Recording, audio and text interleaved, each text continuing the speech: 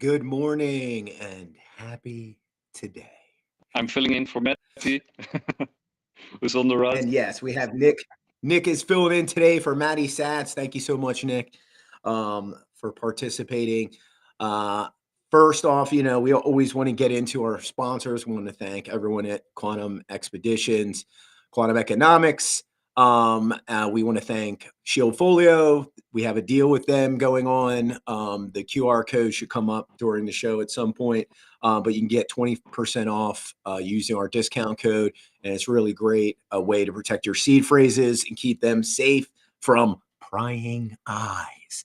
Today's show is all about why Bitcoin is important. Why is Bitcoin important? Because the CBDCs are coming, y'all. And I've been warning about this for some time, and many of the people in the crypto and Bitcoin community have been warning about this. And we all know, Tether and USDC has been around and gaining market share by the day and by the year. If it's Tether, Tether's been around for like 6 or 7 years now. And they are just becoming a bigger and bigger company. I think I read an article just the other day that they actually made more profit than BlackRock did, right? That's huge. Yeah, that's totally a big, big thing. And when BlackRock heard this, that's like going up to Mike Tyson and slapping him in the face, right? Like you wouldn't do that. Didn't they also employ more people than BlackRock, something like that? No. They employ less people. No, less people. Way less earn people. more. That was it. Yeah. They have a way smaller staff and created way bigger profit margin. And that's rolling right into what we were just talking about, right? The big story of today, and this is a very big story, and leads credence to a lot of my Bitcoin and crypto economic theories. The UAE has eliminated taxes for all crypto transactions. Boom, y'all. Oh my gosh. We are seeing everything play out in real time. Anyone that's bearish, yeah. Anyone that sold at 63 and they're 4 and thought you were a genius. Well, and think you're getting it back K or 40K. No, it's not happening. I'm sorry. So somebody bought a nice car I saw this morning. So good luck with that. Yeah, enjoy your Porsche. It looked like a nice Porsche. But yeah, you're not buying back in at 40K. And anytime people do this, it's your right because it's your Bitcoin. You can do whatever you want with it. Enjoy your Porsche. But go talk to Laszlo. Laszlo, how are your pizzas? Right. And again, I do poke fun at Laszlo, but I also always bring to the forefront that without Laszlo, there's no Bitcoin economics, right? So even though he took it on the chin really hard for expensive pizzas, he pushed forward. And who knows how many he mined, right? Because he didn't he invent ASIC mining for Bitcoin? Well, yeah. Again, he's no slouch either. No. He's a smart guy in the community, and he's. I'm sure he's still got Bitcoin, right? Sure. He's no dummy. But the point being is, without Laszlo, there's no Bitcoin economics, right? There's no like I can buy this with Bitcoin or I can buy that with Bitcoin. Before that transaction, before that 2 Domino's pizza transaction, wherever it was from. Bitcoin was literally just like every other shit coin that's out there. It's a pump and dumper. And that's, where a lot of the older generations, they only see that layer of Bitcoin where it is the truly open market. It is the truest form of capitalism ever, created, in my opinion. Yeah. And that story is huge. I think I have it right here. Let's pull it up and go over that. I got to get to my share button. I didn't hit that earlier today. My bad. Share screen. And it is, there it is. And it should be coming up right now. Let's see if I can. But this is seriously, I've been thinking about this story, I kid you not, for at least 4 years now. Like, I've been dreaming of this day for 4 years where I knew a major country would come forth and understand that this is the future of money and we can't have taxes on our daily transactions, right? Like, it's just ludicrous, right? It makes no sense. And I've been saying that for many, many moons, where I say, well, when you purchase something with Bitcoin, that's a non-taxable transaction. But if you talk to the IRS, they'll be like, no, that's a taxable transaction. No, it's not, bro. And now we have a country saying it.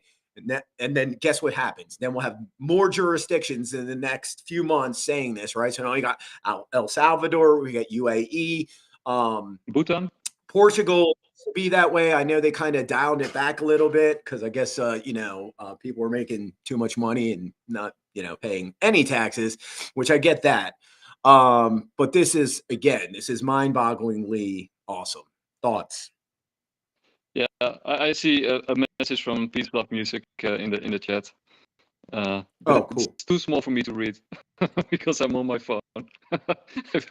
Oh, your audio is a little bad. So I don't know if you have like a case on your phone or anything like that. But sometimes I tell people, if you got like a big case, because I have an OtterBox on mine, and if you take it off, or I don't know. But it sounds it's a little crackly here and there, but it's not too bad. But yeah, your thoughts on this story. What's going on? Is it better now?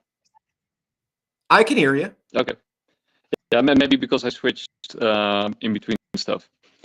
Now, I said Peace shared some information, but it was too little for me to read in the comments. Oh yeah, he was commenting that your mic was breaking up, and it's just a little bit of clipping somehow. Okay. I don't know why. And no taxes on crypto in Dubai. That was it. Yeah, that's huge. That's huge. So, so how do you see that, Gerald? Like, I mean, what is the dynamic there? If you take away the taxes on crypto and Bitcoin, doesn't that mean that they don't get enough sufficient funds for the government, or do you think that they will generate funds differently, or how do you see that dynamic work? So first off, it's going to obviously, lead to more businesses and citizens and business people all across the globe to go to the UAE, right? This is just a fact. We saw this happening in El Salvador, right? There's lots of Americans that have moved to El Salvador over the last 3 years. This is just a fact. Google just put in one of their biggest new headquarters around the globe, and guess where it was? El Salvador. So again, that's huge, right? Like, so there's going to be a brain drain from all of these countries, from cryptographers, developers, marketers, salespeople that know that this is the future of finance. It's the future of everything, right? Like, when you read the white paper and it clicks, right?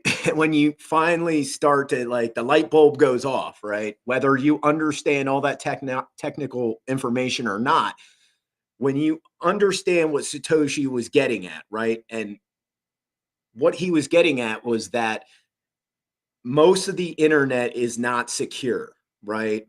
I posted, I think, a video yesterday explaining all this, called the dead internet theory, right? Yeah. And this is not, this theory comes from the 90s, and it looks more and more like it is true today. And I've been saying this. I've had this theory, my own theory. I call it the Bieber theory.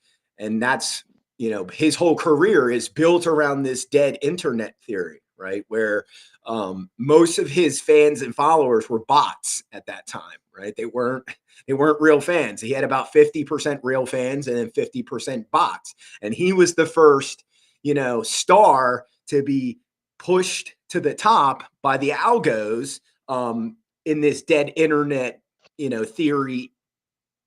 Yeah, because the way I understood it was like the dead internet theory is that you don't pay attention anymore to your followers because you are actually rewarded, incentivized to play the algos in order to come on top, and that's sort of, so you're disregarding your own follower base, and you're starting to make crap.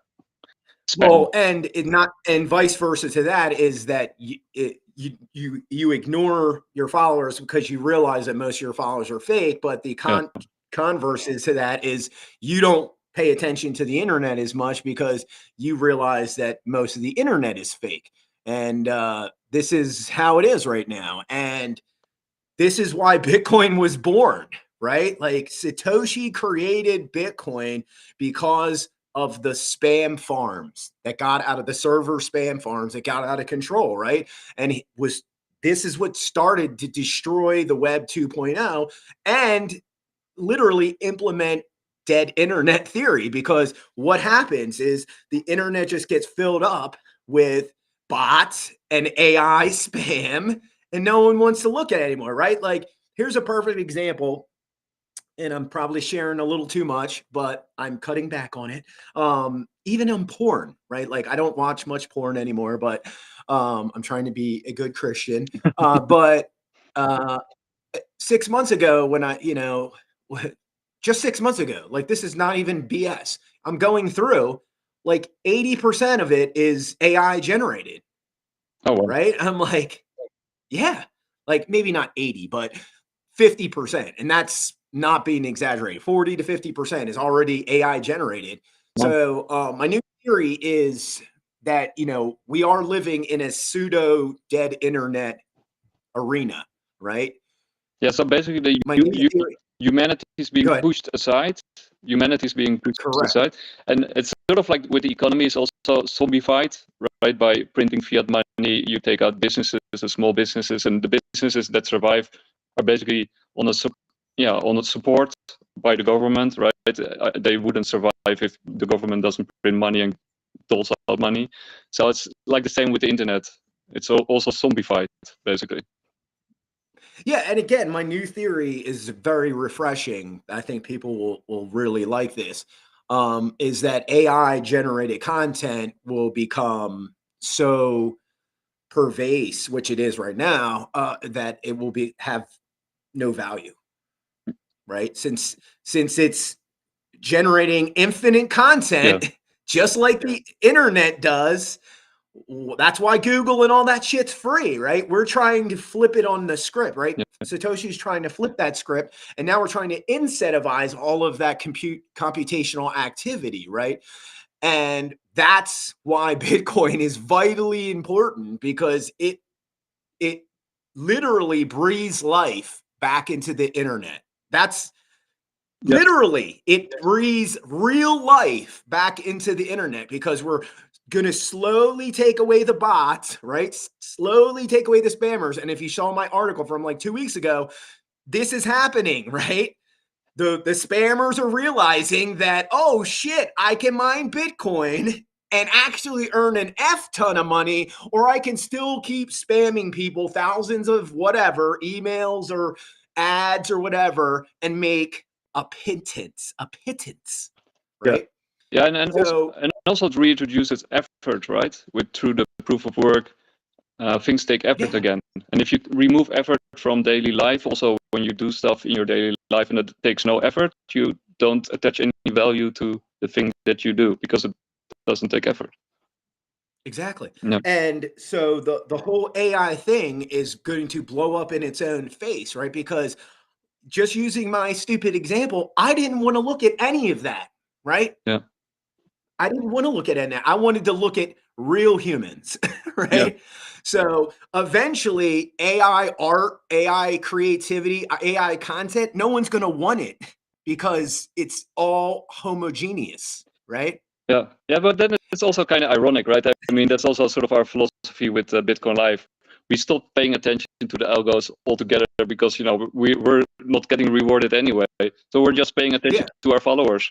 So ironically, we're doing the things of the future probably. Yeah, exactly. And that's the thing is, in this beautiful, amazing thing that was created, because the internet is awesome. Look what we're doing right now. This is fucking amazing. Yeah. Right. But all of that good shit, has been taken over, right? And we're trying to take the internet back. That's what Bitcoin really is doing, is it's taking the internet back from AI bullshit content, spammers, all the fucking criminals that want to do dumb shit, right? Whether it's legitimate or not, that spam is 90% unnecessary, right? You guys, all those people that want to scream at the top of the mountaintops that Bitcoin wastes energy. No, Bitcoin is super energy intensively effective, right? Yeah. Your shit, there's server farms in Russia, in North Korea, in Venezuela, in Manhattan that are just pushing stupid bullshit emails that say, sign up for my course, right? Like, nobody needs that shit. Nobody wants that shit. But let's get back into the nitty gritty of the show, CBDCs, even though, you know, this was, again, a very important story. And I think we discussed some amazing topics. Let's get into, you know, the main reason why Bitcoin is important, right? The primary reason is that it's freedom money, right? Yeah. The CBDCs are coming and we're all going to have to probably use them as our daily tools, right? Like to buy our groceries, to pay for Uber, to go to the movies, etc. However, if you want to, you know, send your grandma $1,000 in Australia, right? You probably don't want to use a dollar coin. Maybe you do. If it's a good dollar coin, maybe. But let's get into my video that I posted up in May of this year. It finally crossed, I think, like 11,000 views. Nice. Yeah. So it's definitely getting pushed by the algos a little bit more now because I see it in more streams. But let me share this tab. And let's go. So why it is imperative that you start stacking sats, why you start saving in Bitcoin. And this is the main reason. So the CBDCs are coming, right? They just made the announcement the other day that JP Morgan and all these other banks are working on a interoperable blockchain platform to use their, Fed coin on. So the main reason you need to stack sats and start saving in Bitcoin is because these CBDCs will have expiration dates.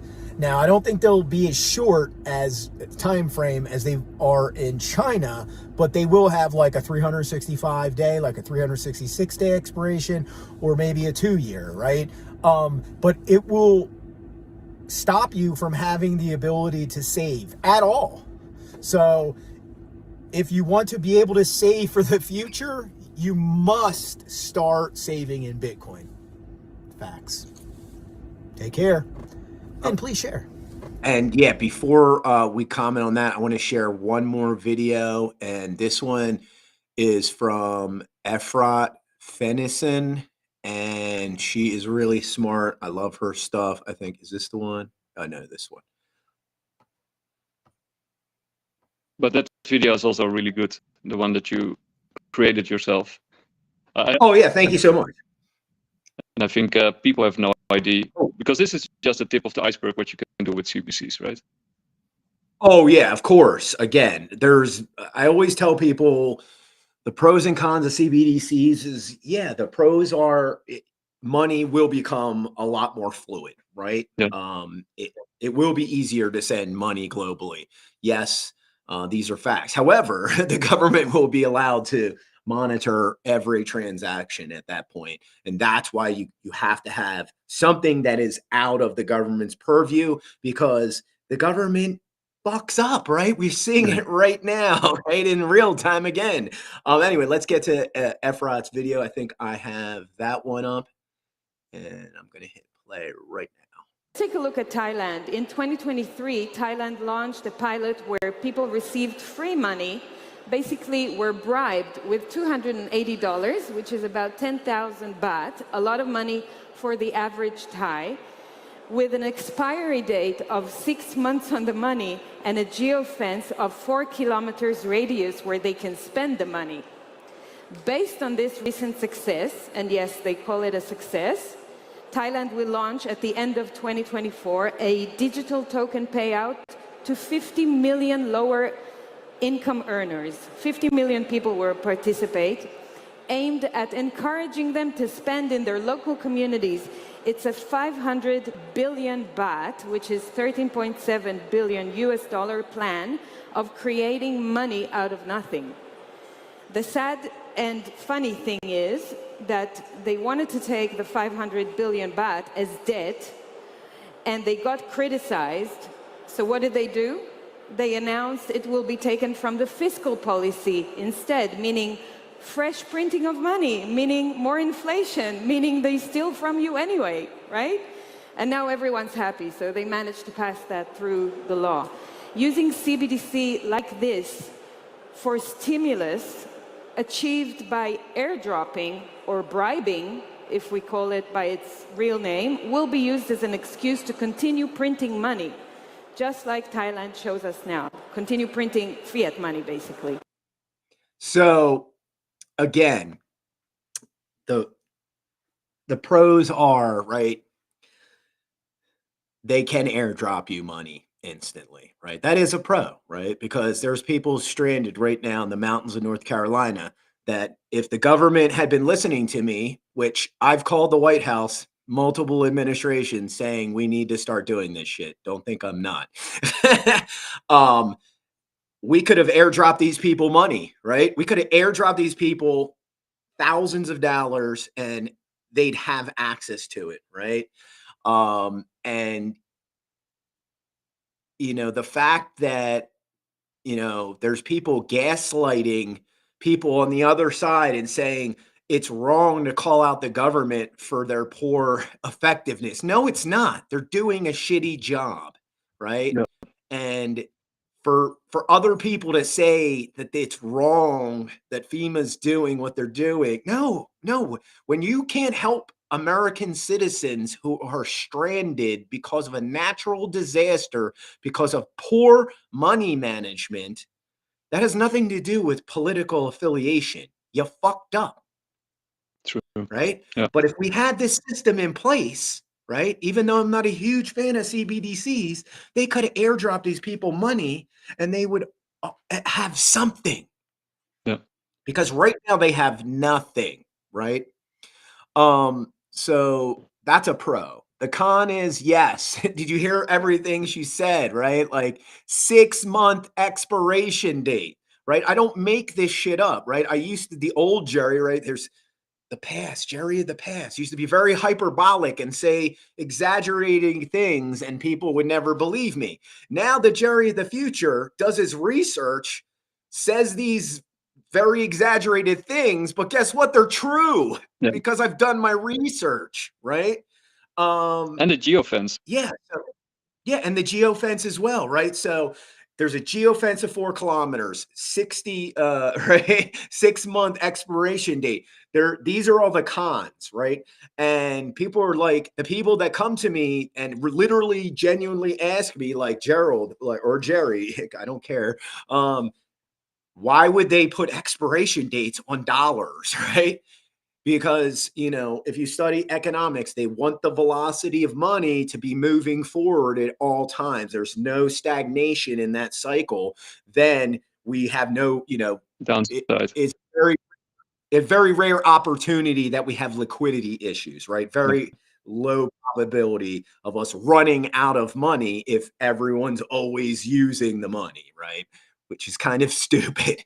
But at the same time, you could hear we're going to just continue the money printing scheme. Yeah, but to run a Ponzi, you need constant velocity, right? Because if there's no velocity, the pyramid falls over, right? So you can't taper a Ponzi. Yeah, it just goes. And that's the thing, and that's exactly correct, and that's why they keep, you know, that's why they want to put those expiration dates on there so they can keep the house of cards, you know, looking like a structure, right? It's not collapsing in on itself. Another pro of the CBDC is that it does protect the US dollar, right? I'm the only journalist out there that has talked about this ad nauseum, right? So let's go over just the basic history of the US dollar technologies, right? So back in the 90s, they started to realize, the Treasury Department started to realize in the late 90s that counterfeiting was getting way out of control. So they had to redesign the dollar, right? And they had a new 100, new 50, new 20, new 10, and eventually even a new 5. They're not doing the 1. And all of them were redesigned, I think, by like 99 or so. And then they were slowly released, starting, I think it was like 2000 with a $100 bill. I think the project started in 96 or 7. And then eventually they started to phase out the new $100 bills with all the new technology, from the new ink to the new print to the new design, etc. Well, guess what? Literally 2 weeks after they released the new $100 bill, the Treasury Department was finding millions and millions of counterfeit $100 new ones already in 2 weeks, people. Yeah. So that was in 2000. It is now almost 2025, right? And another not even 6 months, another 4 or 5 months, it's going to be 2025, right? So that's 25 years ago, right? So fast forward to today. Well, the Chinese mob, right? There's also Indian mobs and the cartels and U.S. organized crime and Japanese organized crime. Well, guess what? There was this thing called the digital laser printer, right? And that came out in the early 2000s. And when that came out, oh my gosh, counterfeiting became even easier to do. So now we have the Federal Reserve on Mad Burr, right? Like I said, they printed like 50 trillion. They say 30 or something. I'm like a way higher number, right? Because I'm a realist. But yeah, it's an F ton of money. And then you add all these criminal organizations printing their own dollars. And I don't know. So there's enough liquidity. Yeah. Yeah, true that. But the point being is the Treasury Department is, they can't send, who is that? That's the Secret Service, right? So the Secret Service is in charge of like doing that. The Secret Service doesn't have enough people to be going to China, right? to go.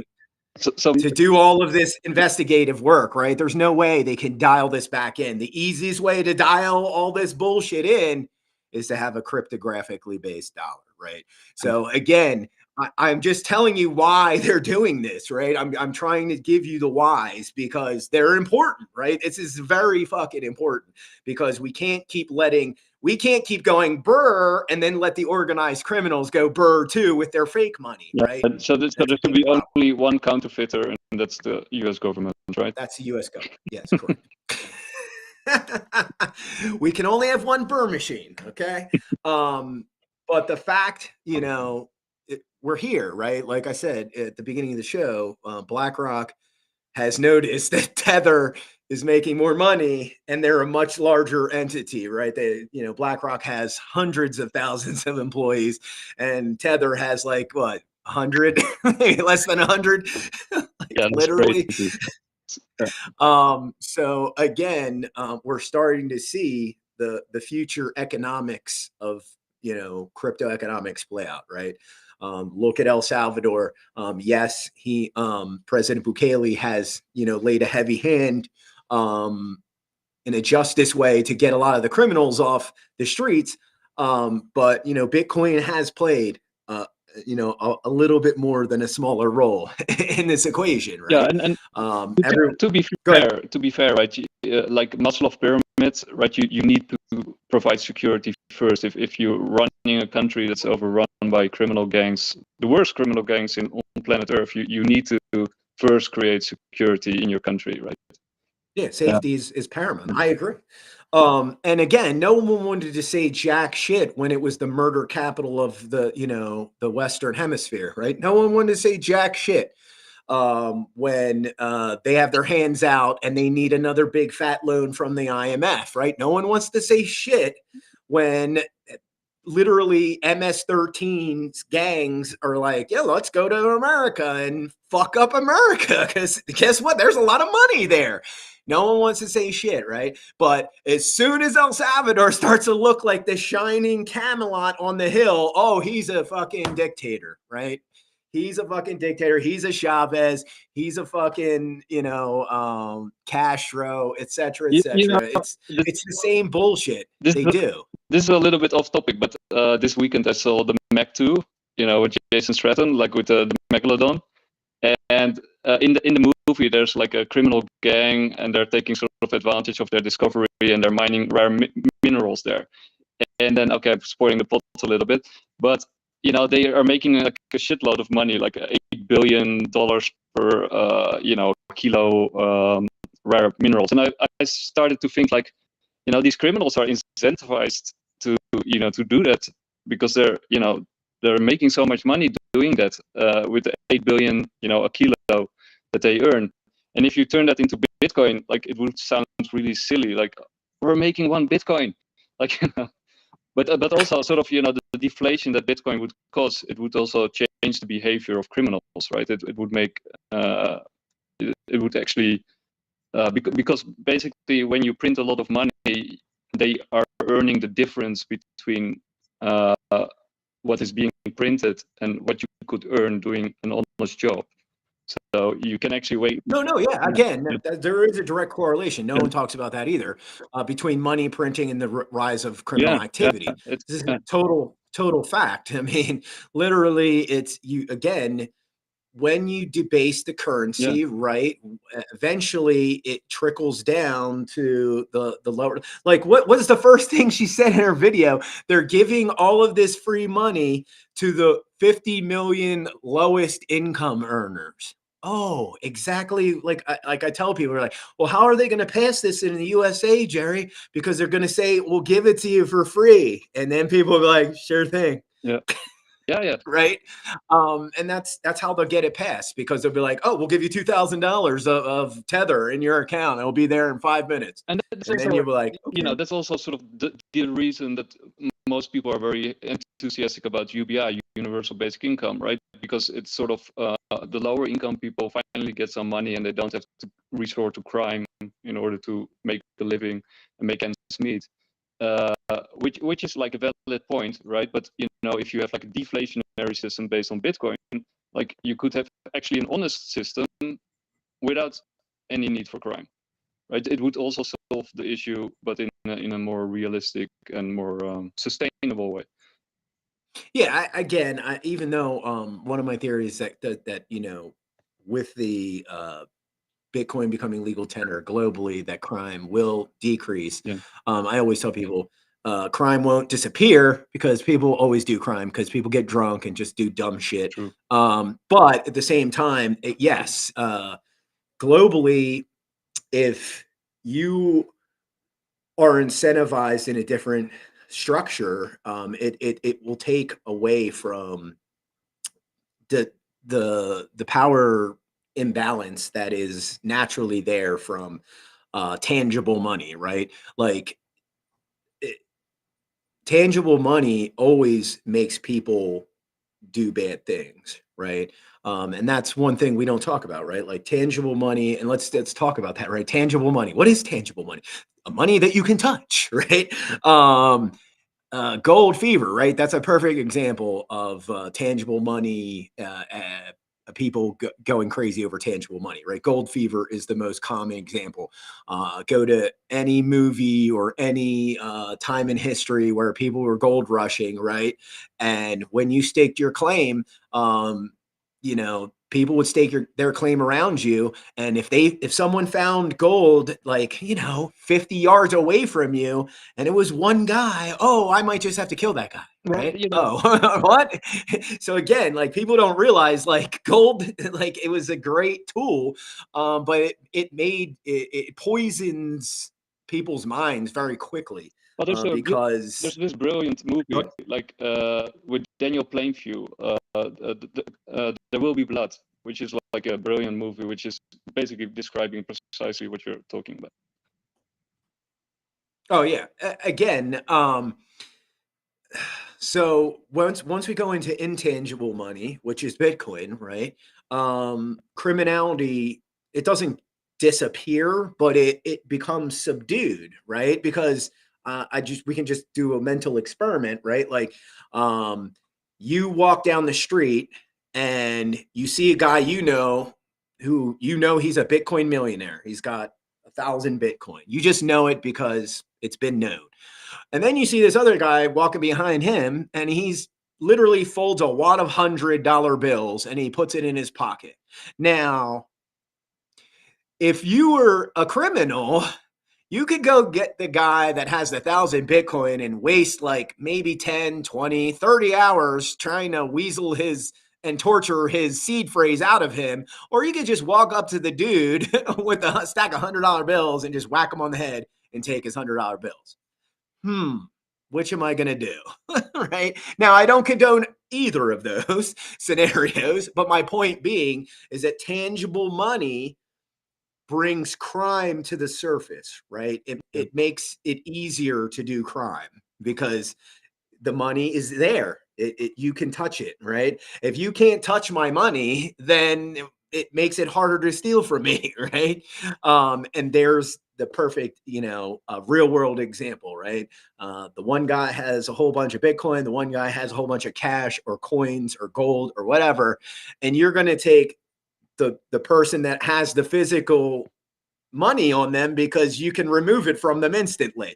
You can't remove Bitcoin from somebody instantly.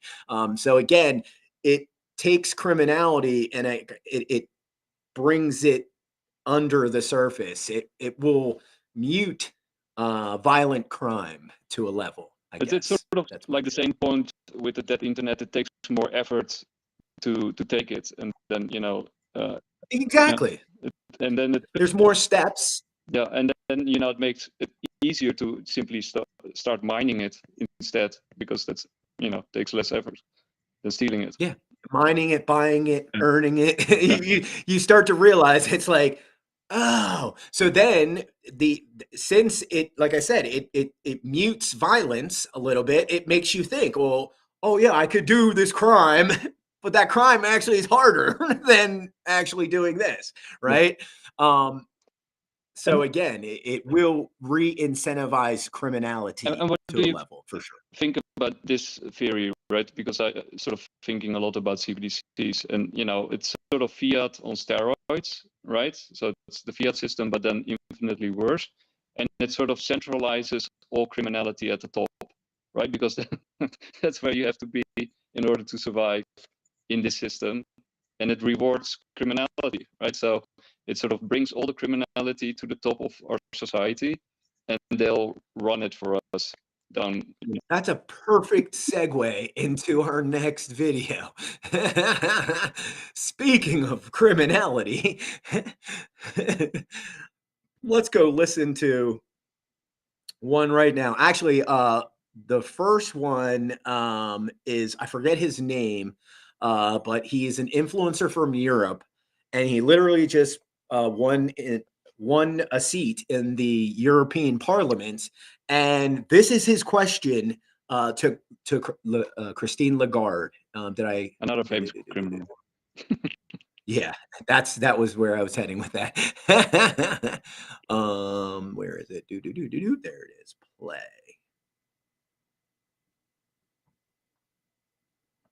My question is about digital euro. I asked a question in the previous meeting of this committee about digital euro. It got millions of views and tens of thousands of comments in my social media platforms, and it is clear that the people of Europe are very skeptical about digital euro, but they seem to favor ideas like cryptocurrencies and especially Bitcoin. My questions are, do you take into consideration what people think about digital euro, and what's your opinion about cryptocurrencies?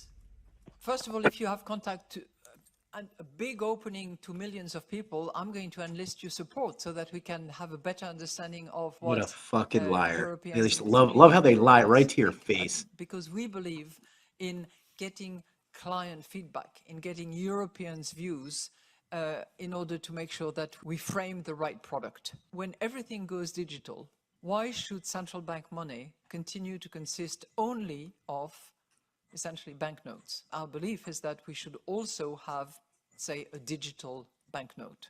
That's essentially what we want to have. Something that is secure, that is safe, that is cheap, and that all Europeans everywhere in Europe can use, which gives quasi-privacy, not complete privacy, because AML, anti-money She's honest. laundering, has to continue Oh, to she is. operate, and because we continue to be accountable for financial stability. That's what a digital euro is, no more than that. Thank you.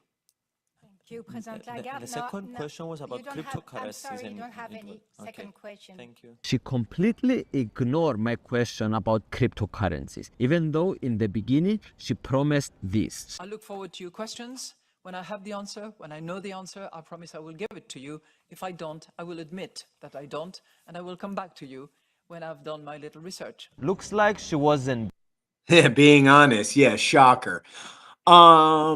Yeah, so again, everything that we've been saying is coming to fruition, right? They keep saying, oh, there's no CBDCs coming. And there's Christine Lagarde telling you, oh, no, it's coming. It's coming. And it's to keep financial stability, right? That's the core. Exactly. It will always be under the guise of financial stability.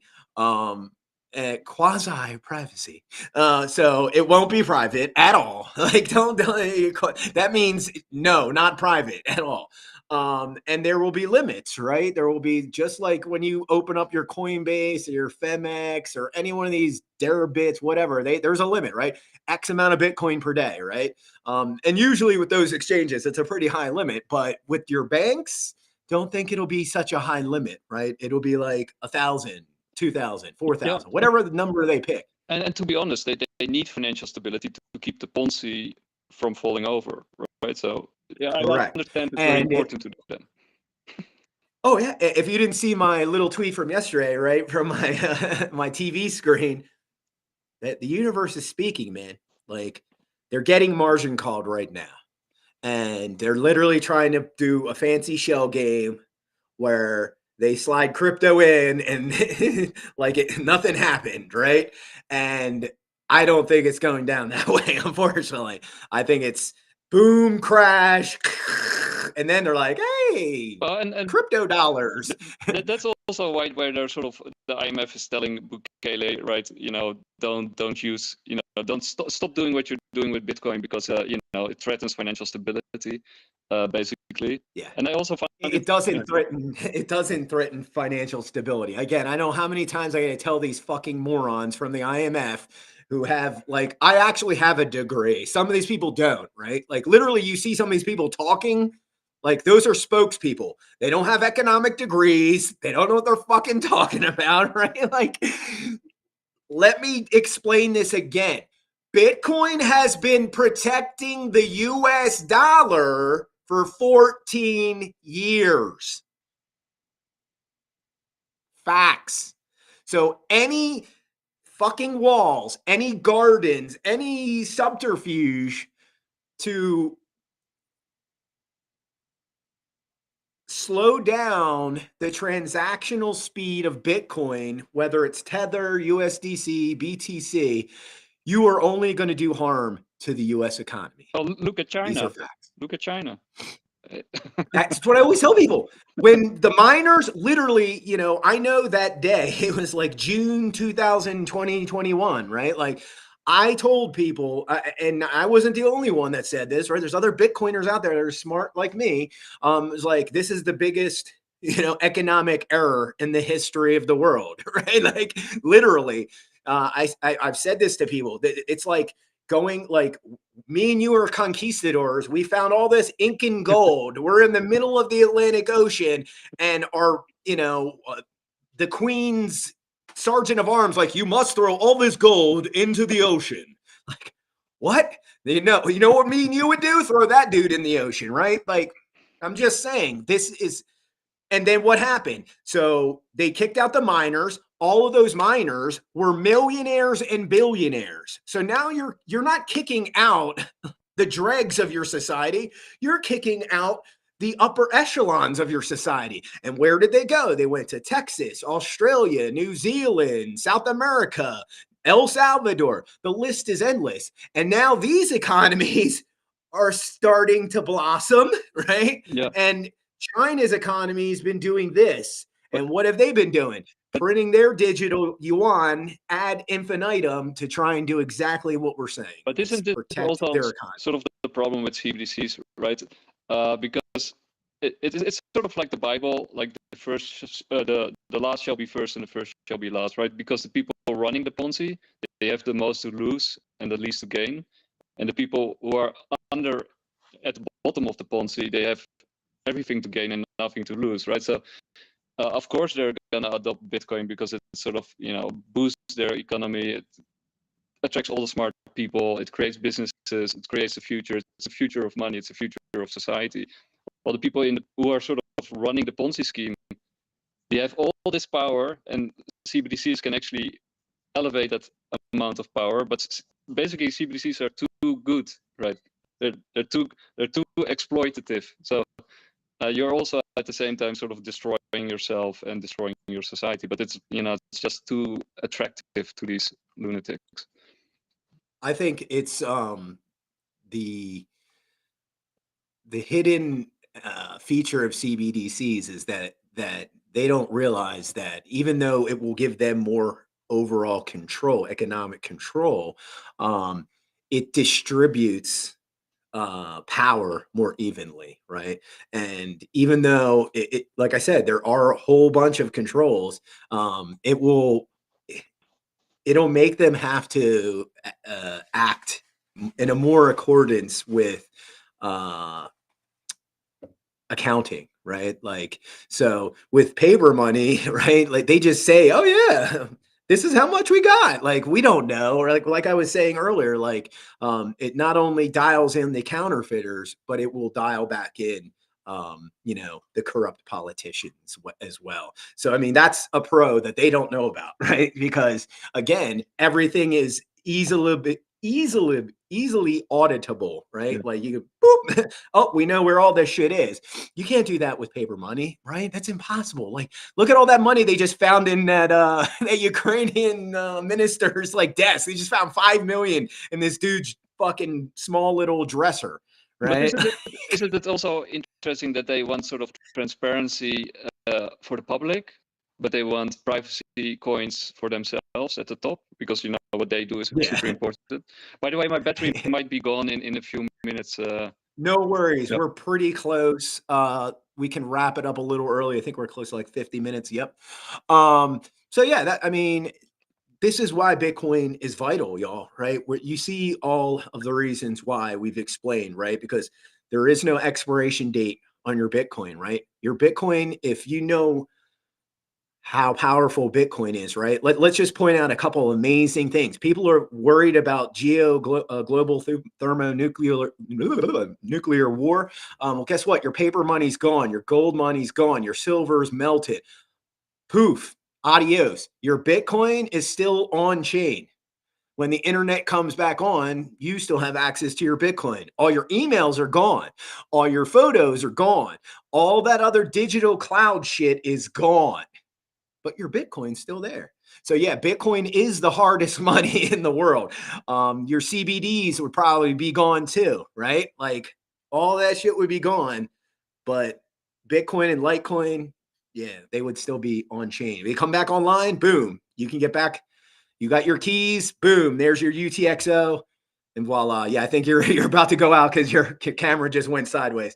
But anyway, thanks to our sponsors again, Shieldfolio, Quantum Economics, Quantum Expeditions. Thanks, Nick, for sitting in for Matty Satz. And thanks for Peace, Love, and Music for doing the production behind the scenes today. Thank you so much, everyone, for watching. And please, please stack sats. Take care.